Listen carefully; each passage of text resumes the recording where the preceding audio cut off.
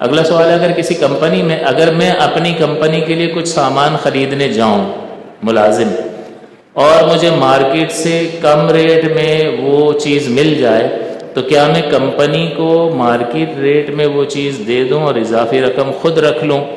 تو دیکھیں، یہ جو ملازم ہوتا ہے، کمپنی اس کو اگر کوئی چیز خریدنے کے لیے بھیجتی ہے تو یہ کمپنی کا نمائندہ ہوتا ہے، اس کو وکیل کہتے ہیں۔ اور وکیل جو بھی کام کرتا ہے وہ موکل کا کام کہلاتا ہے، موکل کا عمل کہلاتا ہے۔ جیسے نکاح میں لڑکی قاضی صاحب کو وکیل بنا لیتی ہے، تو اب لڑکی تو نہیں آتی، قاضی صاحب اس کی طرف سے بولتے ہیں یا نہیں کہ میں نے اپنی موکلہ کو آپ کے نکاح میں اتنے مہر کے عوض دیا، آپ نے قبول کیا، وہ قبول کر لیتا تو لڑکی نے کہاں بولا؟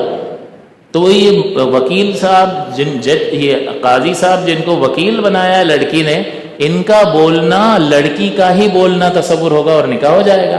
تو اسی طرح سے آپ اگر کسی کو وکیل بناتے ہیں اور کہتے ہیں بھئی فلاں چیز جا کے بازار سے خرید کر لے آ، تو یہ آپ کا وکیل ہے اور آپ موکل ہیں، اس کا جو بھی عمل ہوگا وہ آپ ہی کا عمل کہلائے گا۔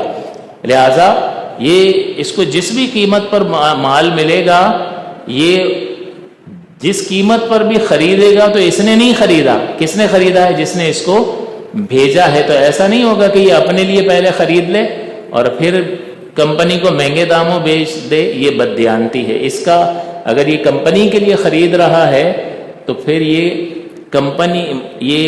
کمپنی ہی گویا کہ خرید رہی ہے اور اس ہی قیمت میں اس کو دینا ہوگا جس میں اس نے خریدا ہے۔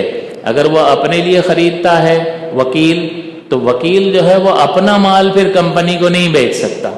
جیسے آپ نے مجھے پیسے دیے 50,000 کے، یار مارکیٹ سے یہ والا میرے لیے موبائل لے آنا، پیسے آپ نے دے دیے، اب میں آپ کا وکیل ہوں، آپ موکل ہیں۔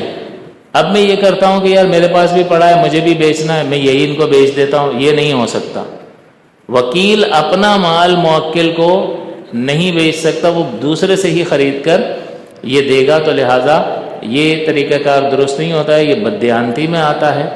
اور چونکہ کمپنی کا نمائندہ ہے تو یہ جو بھی عمل کرے گا وہ کمپنی کا عمل متصور ہوگا۔ اب یہ جس قیمت پر بھی خرید رہا ہے تو گویا کہ کمپنی نے اسی قیمت پر خریدا ہے، کم ہو یا زیادہ وہ کمپنی ہی کا مال ہے اور کمپنی اس کی ادائیگی کی ذمہ دار ہے، اور اب یہ کوئی اضافی رقم کمپنی سے نہیں لے سکتا۔ اس سلسلے میں اللہ سے ڈرنا چاہیے۔ اللہ تعالیٰ ہم سب کو عمل کی توفیق عطا فرمائے۔